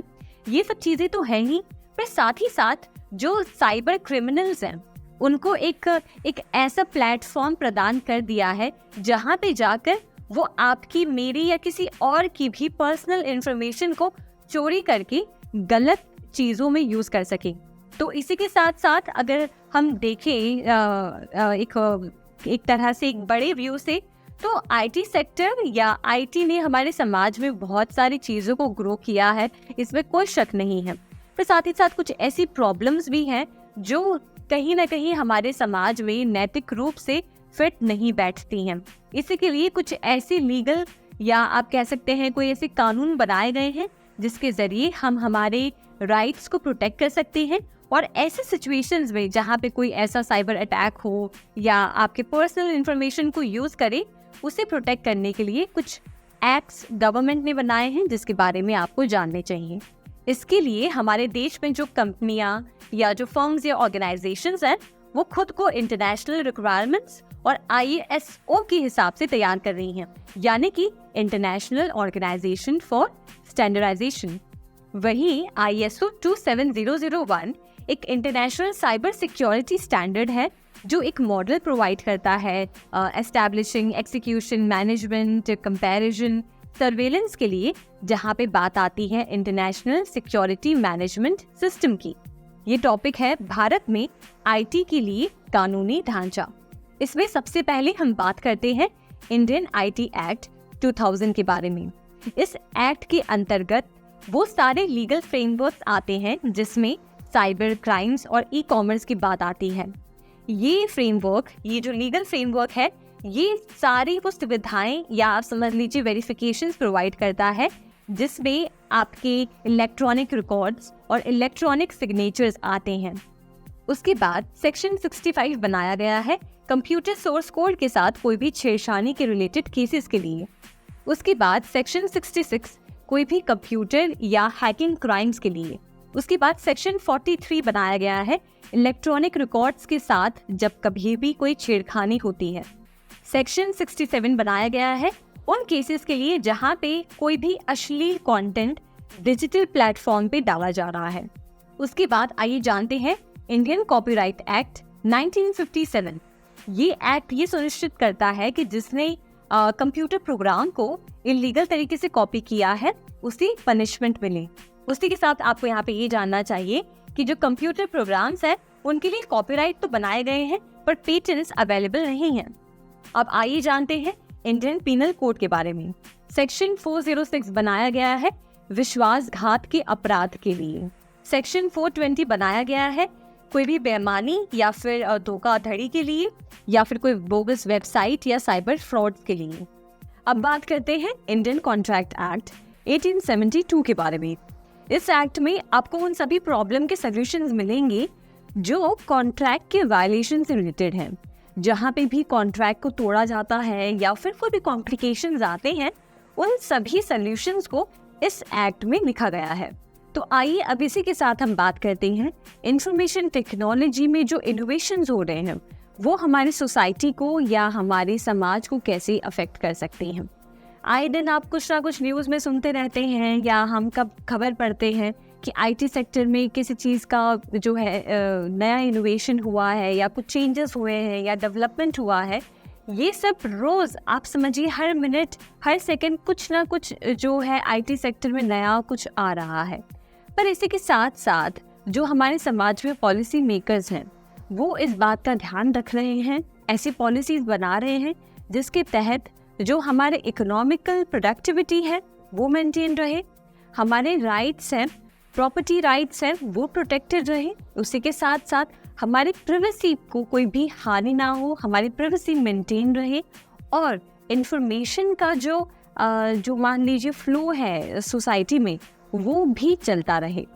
कोई भी सेक्टर की आप बात करें, चाहे हम कंप्यूटर सेक्टर की बात कर रहे हैं या समाज में किसी और सेक्टर की, हर सेक्टर में हर एक इंडस्ट्री में ज़रूरी है कि उसके काम करने के तरीके ऐसे हो जो समाज के हिसाब से एथिकल हो। कोई भी तरह से अनएथिकल काम करके आप किसी भी सेक्टर में जो है उपलब्धि हासिल नहीं कर सकते। वही हम बात करें कंप्यूटर सेक्टर की या फिर आप बात करें कंप्यूटर एथिक्स की या आईटी एथिक्स की, तो जो हमारी सोसाइटी में प्रोफेशनल्स हैं उन्होंने कुछ पॉलिसीज़ बनाई हैं, उन्होंने कुछ स्टैंडर्ड पॉलिसीज़ बनाई हैं जिसके तहत हमें as a user of technology इन पॉलिसीज़ को मेंटेन करना और इन पॉलिसीज़ पे काम करना बहुत ज़्यादा ज़रूरी है। अगर आप समझिए आईटी सेक्टर से बिलोंग करते हैं और आप कंप्यूटर इस्तेमाल कर रहे हैं, आप नए नए सॉफ्टवेयर एक्सप्लोर कर रहे हैं, आपको अलग अलग सॉफ्टवेयर यूज़ करने आ रहे हैं, तो आपके लिए भी ये ज़रूरी है कि भले ही आप इन रिसोर्सेज का यूज़ कर रहे हैं पर साथ ही साथ आप एथिकली उसे यूज़ करें। उस माध्यम का, उस रिसोर्स का यूज़ करके आप कोई भी अनएथिकल चीज़ ना करें जिसके ज़रिए हो सकता है सोसाइटी में कोई हानि पहुँचे। फॉर एग्ज़ाम्पल अगर हम साइबर अटैक्स की बात करें या साइबर क्राइम्स की बात करें तो वो एक अनएथिकल एक्टिविटी है जो लोग परफॉर्म करते हैं किसी को हानि पहुंचाने के लिए या किसी को परेशान करने के लिए। तो जब अगर आप कंप्यूटर सेक्टर में हैं, आप इन रिसोर्सेज का इस्तेमाल कर रहे हैं, आप आईटी सेक्टर में आते हैं, तो आपके लिए ये ज़रूरी है कि जो प्रोफेशनल्स ने पॉलिसीज़ बनाई हैं उन सबको फॉलो किया जाए। और जब ये सारे एथिक्स फॉलो होंगे तब हम कह सकते हैं कि हाँ, कंप्यूटर सेक्टर में या आईटी सेक्टर में जो सोशल इम्पैक्ट्स और लीगल इम्पैक्ट्स हैं वो दोनों ही प्रोटेक्टेड हैं, और इन दोनों को प्रोटेक्ट करके हम उसके बाद ही सोसाइटी में ग्रो कर सकते हैं या इंफॉर्मेशन टेक्नोलॉजी को सोसाइटी के भले के लिए यूज़ कर सकते हैं।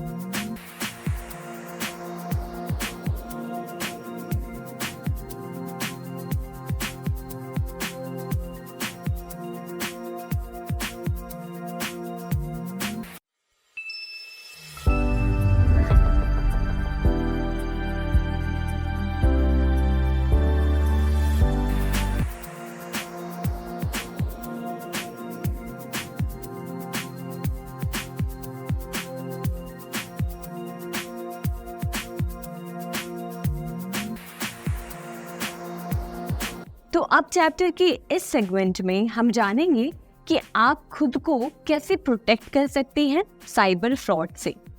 जैसे कि हम जानते हैं कि आजकल जो है पिछले कुछ सालों में ऑनलाइन ट्रांजैक्शंस की जो है पहुंच इतनी ज़्यादा इंक्रीज़ हुई है कि हर दूसरा तीसरा इंसान अब ऑनलाइन ट्रांजैक्शंस पे निर्भर करता है। जैसे आप अगर शॉपिंग करने जाते हैं या कहीं सब्जी भी खरीदने जाते हैं तो आजकल लोग ऑनलाइन ट्रांजैक्शंस प्रेफर कर रहे हैं, जिसके ज़रिए वो बस फ़ोन निकालते हैं और पेमेंट कर देते हैं। पर ये बात तो सही है और ये बात अच्छी भी है कि अब हम सारे जो है डिजिटली कनेक्टेड हैं। अब हम ट्रेडिशनल तरीक़ों का यूज़ ना करके हम टेक्नोलॉजी का भरपूर यूज़ कर रहे हैं। ये बात सत्य है और ये हमारे सोसाइटी को बेनिफिट भी कर रहा है। पर साथ ही साथ कुछ ऐसी चीज़ें हैं जैसे कि साइबर क्राइम्स या साइबर फ्रॉड जो बढ़ते हुए डिजिटल टेक्नोलॉजी के साथ साथ बढ़ते हुए साइबर क्राइम्स और साइबर फ्रॉड के चांसेस भी जो है इंक्रीज कर रहे हैं सोसाइटी में। जैसे आप अगर आज अखबार खोल लीजिए तो आपको हर दूसरे तीसरे जो है कहीं ना कहीं आपको दिखाई देगा कि किसी के साथ जो है उनके बैंक से कुछ पैसे जो है गायब हो गए, या उनके बैंक खाते से किसी और के बैंक खाते में पैसे ट्रांसफ़र हो गए, या उनका बैंक बैलेंस ज़ीरो हो गया, उन्होंने ट्रांजैक्शन नहीं किया पर पता नहीं कैसे हो गया। तो ऐसे कई सारे साइबर क्राइम्स या साइबर फ्रॉड के केसेस हमें अब सुनने में नज़र आ रहे हैं। और इन सब से बचने के लिए आप एक ही चीज़ कर सकते हैं, वो ये कि कुछ स्टेप्स को फॉलो करें जिसके ज़रिए आप खुद को प्रोटेक्टेड रख सकते हैं। आप मान लीजिए आप अगर आज टीवी खोलते हैं, कहीं पे भी इंटरनेट पे भी, फेसबुक या कोई भी सोशल मीडिया प्लेटफॉर्म पे आप देखते रहते हैं कि जो साइबर सेल है या जो आपके बैंक्स हैं वो अच्छे से अपने लोगों को, अपने कस्टमर्स को या पब्लिक को इन्फॉर्म कर रहे हैं कि कैसे वो साइबर फ्रॉड से खुद को बचा सकते हैं। कई सारे ऐसे अवेयरनेस लॉन्च हुए हैं, कई सारे ऐसे कैंपेन्स लॉन्च हुए हैं जिसमें लोगों को ज़्यादा से ज़्यादा जागरूक किया जा रहा है कि वो अननेसेसरी कोई भी ऐसी एक्टिविटी परफॉर्म ना करें जिसके ज़रिए उन पे साइबर फ्रॉड होने के चांसेस बढ़ जाते हैं। तो अब इसमें आगे बढ़ते हुए हम कुछ पॉइंट्स के साथ समझते हैं कि आपको क्या चीज़ें करनी है और क्या चीज़ें नहीं करनी है। तो इसमें सबसे पहले जो चीज़ आपको करनी है वो ये कि आप कोई भी रैंडम ईमेल पे आपको अगर कोई लिंक आता है या कोई भी एसएमएस पे लिंक आता है, आपको वो ओपन नहीं करना है। जैसे अक्सर हम करते हैं कि हमारे ईमेल पे अगर कोई मैसेज आया है या टेक्स्ट मैसेज कुछ आया है तो हमारी आदत होती है कि हम चेक नहीं करते हैं कि किसने भेजा है या वो ऑथेंटिक है या नहीं, सही है या नहीं, और हम डायरेक्टली उस लिंक को ओपन कर देते हैं। पर क्या आपको पता है कि ऐसे रैंडम लिंक्स ओपन करने की वजह से हो सकता है कि जो साइबर अटैकर है वो आपके फ़ोन का जो है आपके फ़ोन में वायरस भेजकर या आपके लैपटॉप या कंप्यूटर सिस्टम में वायरस भेजकर आपके डिवाइस का टोटल कंट्रोल वो आपसे छीन सकता है।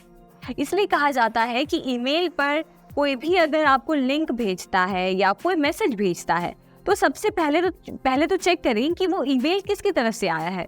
जिसने ईमेल भेजा है क्या वो कोई ऑथेंटिक पर्सन है या कोई ऑथेंटिक कंपनी है, या कोई रैंडम आपको लग रहा है कि किसी ने आपको भेज दिया है, तो आप उसे ओपन ना करें। तो सबसे पहले तो आपको कोई भी रैंडम लिंक्स या फिर कोई भी ऐसे मैसेजेस को जो है एक्नॉलेज नहीं करना है, चाहे वो आपके टेक्स्ट मैसेज पे रिसीव हो या आपकी ईमेल पे रिसीव हो। उसके बाद दूसरी चीज़ जो आपको फॉलो करनी है वो ये कि अलग अलग पासवर्ड्स रखें अलग अकाउंट के लिए, और जो भी पासवर्ड आप बना रहे हैं उसे एकदम स्ट्रॉन्ग बनाएं। यानी कि जैसे समझ लीजिए अगर आप जीमेल यूज़ करते हैं, आप जो है नेट बैंकिंग यूज़ करते हैं, आप एक यूपीआई ऐप यूज़ करते हैं, तो ऐसा करें कि उन तीनों प्लेटफॉर्म्स पे अलग अलग पासवर्ड्स बनाए गए हों। अगर आपने एक ही पासवर्ड सभी जगह यूज़ कर रखा है तो उससे पता लगाना हैकर्स के लिए आसान हो जाता है। तो ये एडवाइसेबल है कि आप हर एक प्लेटफॉर्म के लिए, चाहे वो जीमेल हो चाहे आपका नेट बैंकिंग हो, हर जगह अलग अलग पासवर्ड सेट करें और स्ट्रॉन्ग पासवर्ड सेट करें। ऐसे नहीं कि अगर आपका नाम है, ठीक है, तो नाम के हिसाब से आपने अपना पासवर्ड सेट कर दिया है और अपना बर्थ डेट यूज़ कर लिया है या फादर का नेम यूज़ कर लिया है। अगर आप अपनी पर्सनल इन्फॉर्मेशन भी अगर पासवर्ड में यूज़ कर रहे हैं तो उसे कुछ इस तरीके से ट्विस्ट करें, उसे कुछ इस तरीके से जो है आप मतलब उस पर फेर बदल करें जिसकी वजह से किसी के लिए भी आपका पासवर्ड गेस करना बहुत ही ज़्यादा मुश्किल हो। तो दूसरी चीज़ आपको ये ध्यान रखनी है कि स्ट्रॉन्ग पासवर्ड बनाएं और हर एक प्लेटफॉर्म के लिए अलग अलग पासवर्ड रखें। उसके बाद तीसरे पॉइंट में आपको 2 फैक्टर ऑथेंटिकेशन अपने हर एक अकाउंट पे लगाना है। जैसे अगर आप बात करें जीमेल की या अगर आप बात करें कोई भी और प्लेटफॉर्म की जहाँ पे आप अपना लॉगिन पासवर्ड डालते हैं, तो वहाँ पे 2 फैक्टर ऑथेंटिकेशन लगाएं। जिसकी वजह से क्या होगा कि अगर कोई समझिए अगर आप भी लॉगिन करना चाह रहे हैं या कोई तीसरा व्यक्ति जो आपके अकाउंट को हैक करना चाह रहा है या फिर अगर वो लॉगिन करना चाह रहा है तो वो लॉगिन नहीं कर पाएगा, क्योंकि आपने 2 फैक्टर ऑथेंटिकेशन सेट कर रखा है जिसके ज़रिए आपके फ़ोन पे OTP आता है, और जब आप उस OTP को डालते हैं अपने उस लॉगिन में तभी आप लॉगिन कर पाते हैं, जो कि हैकर के लिए पॉसिबल नहीं होगा। उसके बाद चौथी चीज़ जो आपको फॉलो करनी है वो ये कि पब्लिक वाईफाई का यूज़ ना करें। समझिए आप कहीं बाहर हैं और आप कहीं किसी को जो है पेमेंट कर रहे हैं जहाँ पे आप लॉगिन पासवर्ड इस्तेमाल कर रहे हैं, तो ये ध्यान रखें कि आप जो ये पेमेंट कर रहे हैं वो पब्लिक वाईफाई पे कनेक्ट करके ना करें, क्योंकि जब आप पब्लिक वाईफाई पे कनेक्ट करते हैं अपना फ़ोन और आप कोई ऐसी ट्रांजैक्शन करते हैं जहाँ पे आपको अपनी सेंसिटिव इन्फॉर्मेशन या पासवर्ड डालना होता है, तो चांसेस बढ़ जाते हैं कि आपकी आईडी पासवर्ड जो है हैकर्स हैक कर सकें। तो जब भी आप कोई पेमेंट कर रहे हैं तो हमेशा ध्यान रखें कि अपने मोबाइल डेटा का यूज़ करें, ना कि कोई पब्लिक वाईफाई का। उसके बाद 5वीं चीज़ जो आपको फॉलो करनी है वो ये कि पेमेंट से पहले QR कोड को अच्छे से चेक करें। जब आप कोई भी पेमेंट करते हैं तो जब आप QR कोड को स्कैन करते हैं तो वहाँ पे रिसीवर का नाम आ जाता है कि किसे आप पैसे भेज रहे हैं, तो वहाँ पे चेक करें कि हाँ ठीक है, हम इन्हीं पैसे भेजना चाह रहे हैं, उन्हीं का नाम आ रहा है। क्योंकि कई बार क्या होता है, जो हैकर्स होते हैं वो इन QR कोड्स को चेंज कर देते हैं और अपना QR कोड ऐड कर देते हैं, जिसकी वजह से क्या होता है कि आपको लगता है कि आप जिनको पेमेंट करना चाह रहे हैं उन्हीं के पास पैसे जाएंगे, पर असल में वो पैसे हैकर के पास पहुंच जाते हैं उनके खाते में। तो हमेशा QR कोड से पेमेंट करने से पहले जो है चेक करें कि सही आदमी को ही आप कर रहे हैं या नहीं। अब इसके बाद आइए जानते हैं ATM से रिलेटेड जो फ्रॉड्स हैं उनसे आप कैसे बच सकते हैं। सबसे पहले तो आपको क्या करना है, आप जिस भी जगह का ATM यूज़ कर रहे हैं कैश डिपॉजिट करने के लिए या विड्रॉ करने के लिए, वो ATM मशीन पब्लिक प्लेस पे जो है सेटअप हो। ऐसी कोई जगह ना हो जो एकदम कोने में हो और आसपास पब्लिक फैसिलिटीज़ अवेलेबल नहीं है। जैसे आपने कई बार देखा होगा, आप अगर कहीं ऐसे नए इलाके में जा रहे हैं जहाँ पे आसपास कम घर हैं, आसपास पब्लिक फैसिलिटीज़ नहीं हैं या मार्केट एरिया नहीं है, वहाँ पे कहीं बहुत ही जो है पिछड़े इलाके में ATM मशीन्स एस्टैब्लिश्ड होते हैं। तो अगर बहुत ज़्यादा इमरजेंसी नहीं है तो आप उन एटीएम मशीन्स का इस्तेमाल ना करें, क्योंकि हो सकता है कि उस एटीएम मशीन में कोई गड़बड़ी हो, जिसके ज़रिए हो सकता है आपके साथ साइबर फ्रॉड हो। तो इसके लिए सबसे पहले तो ये ध्यान रखें कि एटीएम मशीन आप जहाँ का भी यूज़ कर रहे हैं वो कोई वेल एस्टैब्लिश्ड प्लेस हो या कोई फेमस जगह हो जहाँ पे आसपास मार्केट एरिया हो, बैंक्स वगैरह वहाँ पे स्थापित हो। अब दूसरी चीज़ मैं आपको बताती हूँ, एक स्कीमर्स नाम का डिवाइस होता है जो ये क्रिमिनल यूज़ करते हैं आपकी पर्सनल इन्फॉर्मेशन को ट्रैक करने के लिए। जैसे ही एक कोई डिवाइस होता है जो एटीएम मशीन में लगा होता है, और जब आप एटीएम मशीन में पहुंचते हैं और अपना कार्ड इंसर्ट करते हैं तो ये डिवाइस आपके पिन को ट्रैक कर लेता है, आपकी बैंक डिटेल्स को ट्रैक कर लेता है, और इसके ज़रिए ये जो क्रिमिनल्स होते हैं इस इंफॉर्मेशन के ज़रिए आपके कार्ड में से, आपके बैंक खाते में से पैसे निकाल देते हैं। तो इसलिए आप कोई भी ऐसी शेरी जगह पे एटीएम यूज़ ना करें जहाँ पे आपको लगता हो कि यहाँ से पैसे विड्रॉ करना सेफ नहीं हो सकता। तीसरी चीज़ जो आपको एटीएम फ्रॉड से बचने के लिए फॉलो करनी है कि अपने रिसीट को कहीं पे भी ना फेंक दें। जब आप रिसीट आपको जब एटीएम मशीन से मिलता है तो ये रिसीट को यूज़ करके क्रिमिनल्स आपके साथ जो है फ्रॉड कर सकते हैं। तो इन रिसीट को केयरफुली संभाल के रखें, और या अगर आप डिस्पोज कर भी रहे हैं उसे तो उसे कंप्लीटली डिस्ट्रॉय करके फिर डिस्पोज करें। अब चौथी चीज़ जो आपको ध्यान रखनी है वो ये कि ट्रांजैक्शन हो जाने के बाद दो चीज़ें आप करें। एक तो सबसे पहले कैंसिल बटन पे क्लिक करें, और दूसरी चीज़ कि अपने कार्ड को निकालना ना भूलें। कई बार ऐसा होता है कि लोग अपने कार्ड को वहीं भूल जाते हैं, तो कैंसिल बटन दबाएं और अपने कार्ड को फिर निकालें। ये चीज़ आपको ध्यान रखनी है। पांचवी और सबसे इम्पॉर्टेंट चीज़ जो आप एटीएम फ्रॉड से बचने के लिए फॉलो करेंगे कि चाहे कोई भी सिचुएशन हो, आपको कोई बैंक की तरफ से कॉल कर रहा हो ये बोलते हुए कि हम आपके बैंक की तरफ से कॉल कर रहे हैं, और अगर आप अपने बैंक खाते को मेंटेन करना चाहते हैं, उसे बंद नहीं करवाना चाहते हैं, तो अपना आप एटीएम पिन बताइए, पासवर्ड बताइए। चाहे कुछ भी हो, आपको किसी और व्यक्ति के साथ अपना एटीएम पिन या पासवर्ड शेयर कभी नहीं करना है। भले ही क्यों ना आपको जो सामने से कॉल आया हो और वो बता रहे हों कि वो आपके बैंक से बात कर रहे हैं, क्योंकि कोई भी बैंक किसी भी कस्टमर को फ़ोन करके कभी भी उनका एटीएम पिन या पासवर्ड नहीं मांगता है। अगर कोई आपको कॉल करके आपका एटीएम पिन मांग रहा है तो आप समझ लीजिए वो फ्रॉड है 110%। तो हमेशा बचे कि कहीं पे भी आप किसी के साथ भी अपना एटीएम पिन या पासवर्ड शेयर ना करें।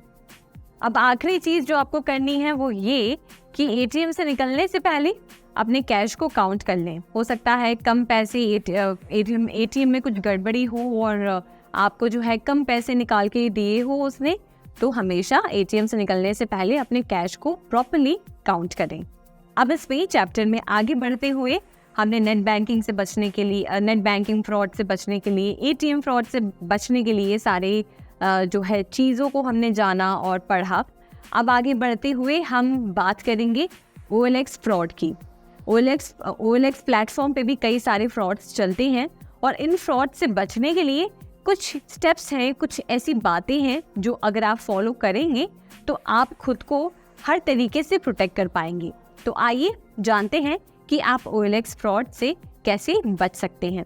सबसे पहली चीज़ जो आप करेंगे कि अगर आपको कोई आइटम पसंद आ रहा है OLX पे, आप उसको खरीदना चाह रहे हैं, तो उसके लिए चैट का यूज़ ना करके आप डायरेक्टली सेलर को कॉल करें और सेलर के साथ कॉल पे बात करें।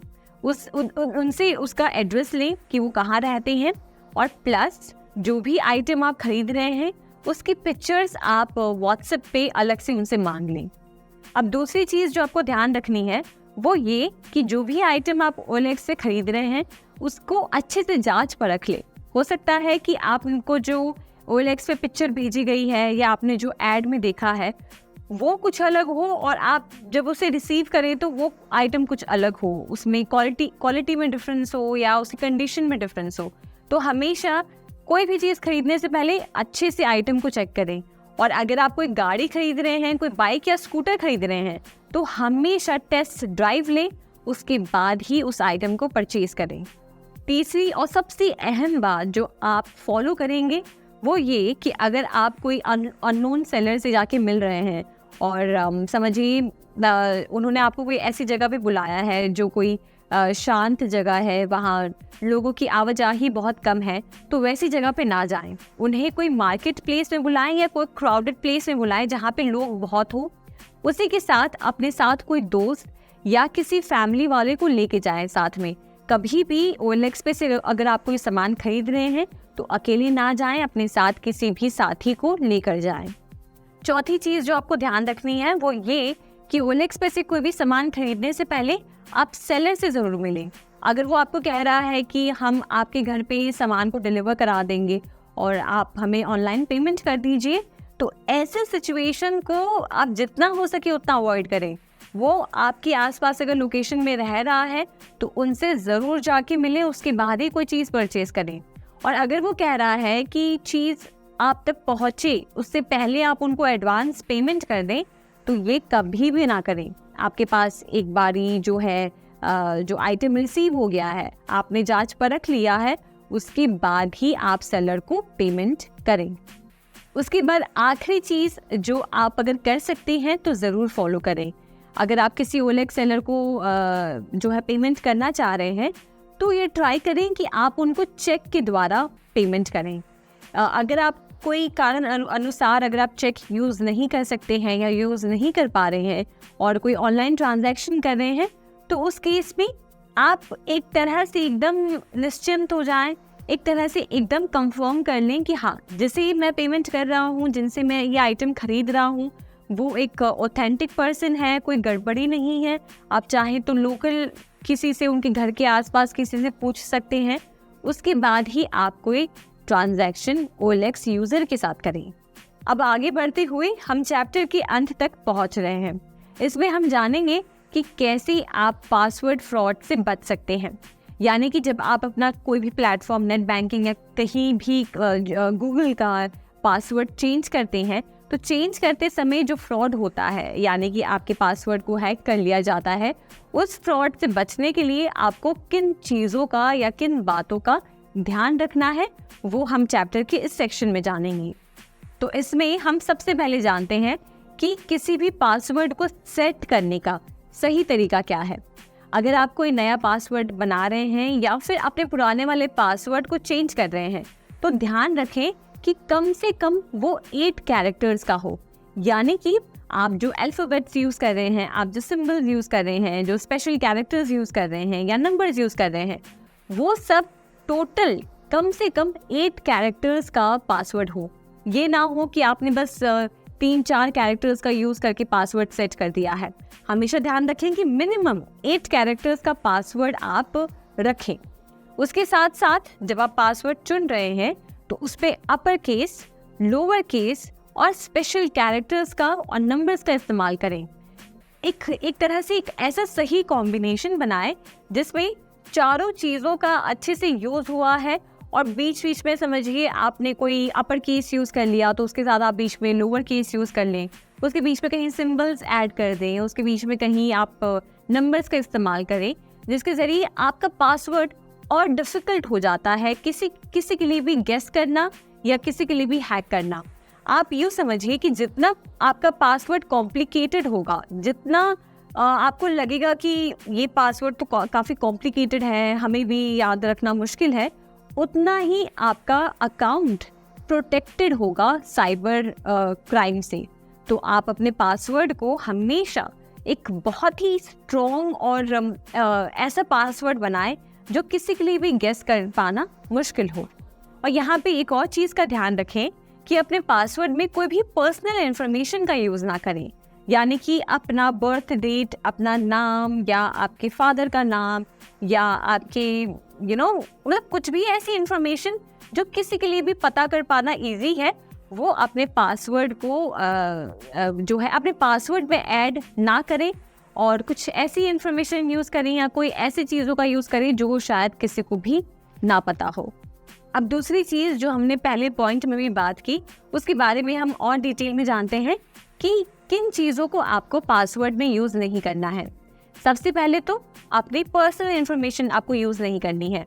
पर्सनल इन्फॉर्मेशन से मेरा मतलब है कि आपका नाम, आपका सरनेम, आपके फैमिली मेम्बर में से किसी का नाम, आपके फादर का, मदर का या किसी सिबलिंग का नाम, या फिर आपका बर्थ डेट, या फिर आपका मोबाइल नंबर। ये सब ऐसी चीज़ें हैं कि समझिए कोई अगर इंसान आपके अकाउंट को हैक करना चाह रहा है तो ये सबसे पहली चीज़ें हैं जो वो ट्राई करेगा आपके पासवर्ड को गेस करने के लिए। मान लीजिएगा कोई हैकर है जो तैयार है कि चलो हम इनका अकाउंट हैक करना चाहते हैं, तो सबसे पहले वो आपका बर्थ डेट डालकर देखेगा, आपका नाम डालकर देखेगा, आपके फादर मदर का नाम डालकर देखेगा, आपका बर्थ डेट या मोबाइल नंबर। ये सब इन्फॉर्मेशन ऐसी है ना कि कोई भी गैस कर सकता है। तो इन सभी चीज़ों का इस्तेमाल ना करें और ऐसी चीज़ों का इस्तेमाल करें जो किसी को भी ना पता हो और आपके लिए भी याद करना आसान हो। तीसरी चीज़ जो आपको ध्यान रखनी है, जो हमने इससे पहले भी बात की, वो ये कि अपने पासवर्ड को हर एक प्लेटफॉर्म के लिए अलग रखें। मान लीजिए अगर किसी ने आपका गूगल अकाउंट हैक कर लिया, ठीक है, और उसने आपका अकाउंट हैक कर लिया है और वही सेम पासवर्ड अगर आपने अपने बैंक अकाउंट में भी डाल रखा है या कोई और प्लेटफॉर्म पे भी डाल रखा है, तो सोचिए कि उस एक अकाउंट को हैक करने से वो आपके सभी अकाउंट को एक्सेस कर पाएगा। मतलब अगर आपने सेम पासवर्ड डाला है अपने बैंक अकाउंट में भी, तो वो नेट बैंकिंग के लिए भी वही सेम पासवर्ड अगर डालता है तो वो भी वो एक्सेस कर पाएगा। फिर कोई दूसरा प्लेटफॉर्म, कोई दूसरा एप्लीकेशन है, वहाँ पे भी आपने वही डाल रखा है तो वो उसे भी ओपन कर पाएगा। इस वजह से आप हर एक प्लेटफॉर्म पर अलग अलग पासवर्ड्स रखें, जिसके ज़रिए अगर कभी आपका कोई एक अकाउंट हैक होता भी है तो बाकी सारे जो अकाउंट्स हैं आपके सेफ हो। और आखिरी चीज़ जो आपको ध्यान रखनी है, वो हमने पहले भी बात की कि आपको स्पेशल कैरेक्टर्स का, सिंबल्स का, नंबर्स का भरपूर इस्तेमाल करना है। क्योंकि जब हम स्पेशल कैरेक्टर्स की बात करते हैं, जैसे कोई सिंबल हो गया या कोई नंबर हो गया, वो किसी के लिए भी गेस कर पाना मुश्किल हो जाता है।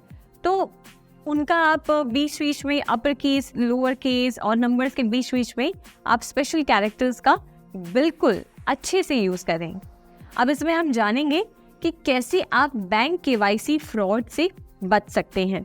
तो इसमें सबसे पहली चीज़ जो आप फॉलो करेंगे वो ये कि बैंक केवाईसी जब आप अपडेट कर रहे हैं तो प्रेफर करें कि आप फ़ोन की हेल्प ना लें और बैंक में जाकर अपनी केवाईसी कराएं। दूसरी चीज़, आपकी बैंक अकाउंट से रिलेटेड आप जो भी इंफॉर्मेशन चाहते हैं वो आप बैंक से जाके पूछें, वहाँ पे जाके आप सारी इंफॉर्मेशन लें। तीसरी चीज़, चाहे कुछ भी हो जाए, चाहे कोई भी सिचुएशन या सर्कमस्टांसेस में, अपनी बैंक डिटेल्स किसी भी अजनबी के साथ या किसी भी जान पहचान वाले के साथ शेयर कभी ना करें। चौथी चीज़ जो आपको ध्यान रखनी है वो ये कि अपना OTP आपको किसी के साथ शेयर नहीं करना है। और आखिरी बात जो आप ध्यान रखेंगे कि अगर आपके साथ कोई बैंक फ्रॉड होता है तो आप सबसे पहली जो चीज़ करेंगे, मतलब मान लीजिए सबसे पहली चीज़ जो आपको करनी है वो ये कि आप बैंक अपने जाएंगे और बैंक को जाके इन्फॉर्म करेंगे जो भी आपके साथ हुआ है। तो इसी के साथ हमने जाना कि कैसे आप बैंक केवाईसी फ्रॉड से बच सकते हैं और अपने बैंक अकाउंट को सिक्योर रख सकते हैं। अब आइए चैप्टर के आखिरी हिस्से में हम जानेंगे कि LIC अकाउंट आधार अपडेट फ्रॉड से आप कैसे बच सकते हैं। तो यहाँ पे LIC फ्रॉड से बचने के लिए आप चाहे कुछ भी हो जाए, चाहे कोई भी सिचुएशन हो, चाहे कोई भी सर्कमस्टांस हो, आपको अपनी LIC डिटेल्स किसी के साथ भी शेयर नहीं करनी है। अगर आपको कोई कॉल रिसीव होता है जिसमें वो सामने वाला आपसे आपकी LIC डिटेल्स मांग रहा है, कुछ पूछ रहा है, तो आपको इन कॉल्स को इग्नोर करना है, कंप्लीटली अवॉइड करना है। अगर आप कुछ इन्फॉर्मेशन चाहते हैं अपने LIC अकाउंट से रिलेटेड, तो उसके लिए आप LIC ऑफिस जाएं, ब्रांच को विजिट करें, वहाँ जाके अपनी सारी इन्फॉर्मेशन या डिटेल आपको जो भी लेनी है वो काम करें। कॉल पे कभी भी कोई आपसे कोई आपकी LIC डिटेल्स मांग रहा है तो समझ जाइए कि वो कुछ फ्रॉड कॉल है और वो आपके साथ जो है कुछ मतलब फ्रॉड करने की उसमें है तैयारी में। तो बिल्कुल भी अपनी इन्फॉर्मेशन किसी के साथ शेयर ना करें।